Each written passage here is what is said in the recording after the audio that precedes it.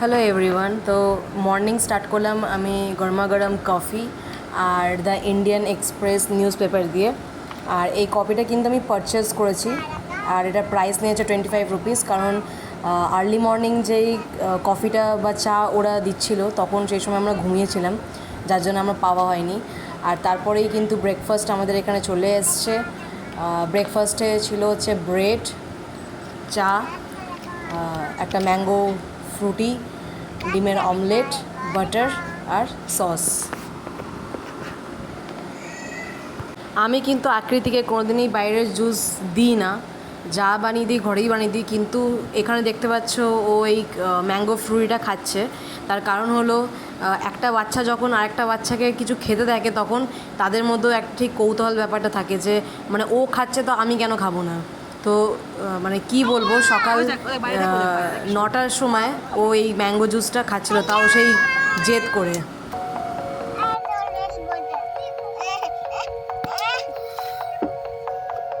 দেখো দেখ দেখ কি সুন্দর খাবার।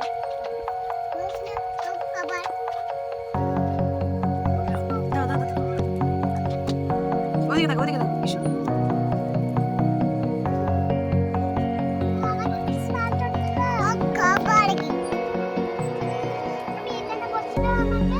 একটু একটু হাত করে দাও, আচ্ছা কিসি করে দাও, কিসি।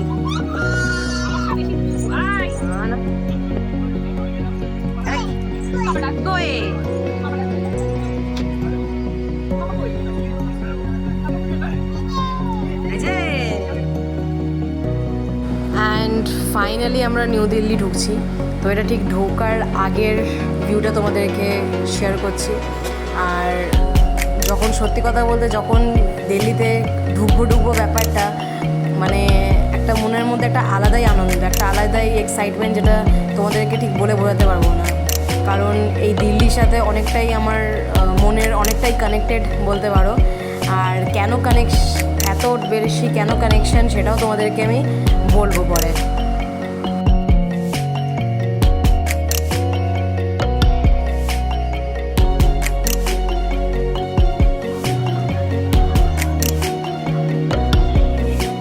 যেহেতু আমার অনেকটা লাগেজ ছিল আর আমার সাথে ইস্যু একা ছিল, তাই জন্যে এই দুই রাজা আমাকে রিসিভ করতে এসেছিলো।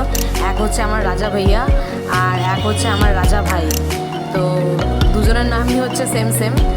আর এখান থেকে দাদা ক্যাব করলো, তো আমরা এখন যাচ্ছি যেখানে আমি আগে থাকতাম, CPWD কলোনি, বসন্ত বিহার, দিল্লি। তো সেখানেই আমরা যাচ্ছি। আর গিয়ে আমি সেই আন্টিদের সাথে দেখা করাচ্ছি যাদের জন্য আমার দিল্লিতে অ্যাকচুয়ালি আসা এবং থাকা।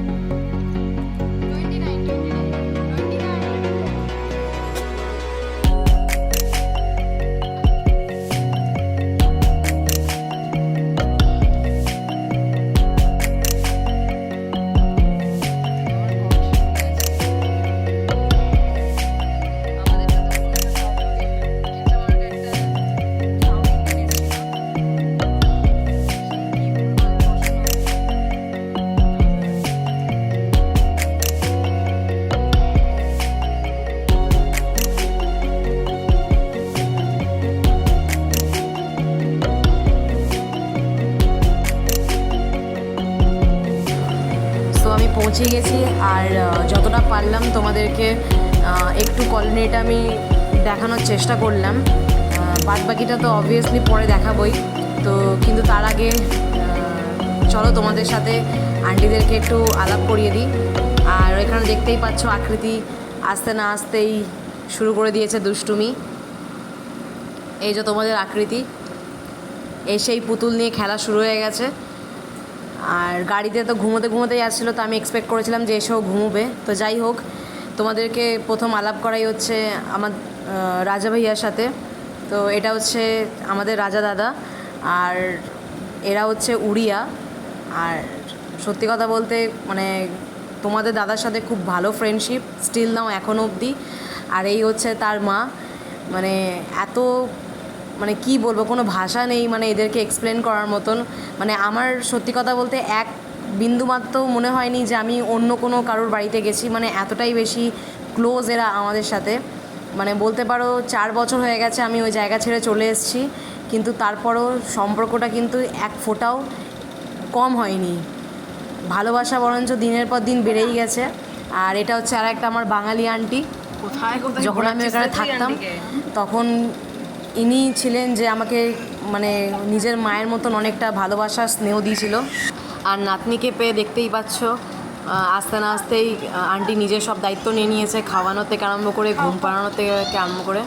তো আজকে স্পেশাল আমার জন্য রান্না হয়েছে পাঁচমিশালি তরকারি, মাছের তরকারি, যেহেতু চিংড়ি মাছ ভালো খাই, চিংড়ি মাছ পটল দিয়ে, ডাল, বেগুন ভাজা। আর যেহেতু আমি খাওয়ার কোয়ান্টিটি খুবই কম খাই, তার জন্য অল্প অল্প নিয়েছিলাম, কিন্তু মানে শেষমেশ যা ছিল সব আমাকে কমপ্লিট করতেই হলো। সো দুপুর হয়ে গেছে, যেহেতু ট্রেনে আস্তে আস্তে ইস্যুর ঠান্ডা লেগে গেছিলো আর ওর শরীরটা একটু খারাপ হয়ে গেছিলো, তাই জন্যে দুপুরবেলায় আন্টি সর্ষের তেল নিয়ে সুন্দর করে ইস্যুকে মালিশ করেছিল যাতে ওর একটু আরাম হয়। আর সত্যি খুব আরাম পেয়েছিল, আর তারপর মালিশ করে ঘুম পাড়িয়ে দিয়েছিল। তো সত্যি কথা বলতে কোনো টেনশনই ছিল না, একদমই মনে হচ্ছিলো যে নিজের মায়ের কাছে এসেছি। যেমন মা একদম ইস্যুকে ট্রিট করে একদম সেম আন্টিও তোমাদের আকৃতিকে একদম সেম ওইভাবেই ভালোবাসা কিন্তু দিয়েছিল। ये आंटी हमारे लिए कुछ स्पेशल पकोड़े बना रही है। किस चीज़ का पकोड़ा है आंटी? हमारे ब्यूटीफुल आंटी है ये। किस चीज़ का पकोड़े आंटी? ये प्याज के पकौड़े। अच्छा, प्याज के पकोड़े, तब तो खाना ही पड़ेगा।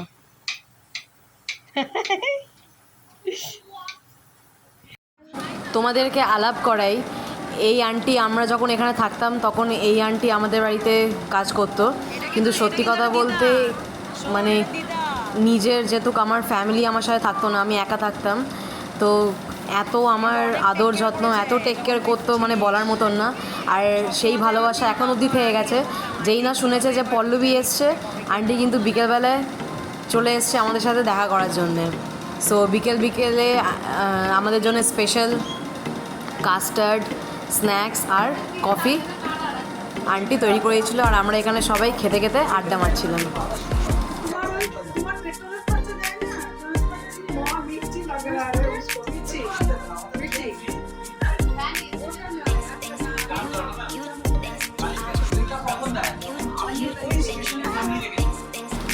সো বিকেলবেলায় আমি আর দু আন্টিকে নিয়ে গেছিলাম একটু ওয়াকে। আর তোমাদের আকৃতি ছিল তার বাবার কাছে, কারণ এত খাওয়া দাওয়া হয়ে গেছিলো, আর যেহেতু দুপুরবেলায় ঘুমিয়ে পড়েছিলাম যার জন্য একটু ওয়াকটা খুব দরকার ছিল। তো ভাবলাম যে তোমাদের সাথে সকালবেলাকার ভিউটা তো অলরেডি শেয়ার করেছি, তো একটু সন্ধেবেলাটাও তোমাদেরকে দেখিয়ে দিই যে আমাদের কলোনিটা ঠিক কীরকম লাগে দেখতে। নেক্সট ভিডিও নিয়ে আবার আসবো তোমাদের কাছে। টাটা।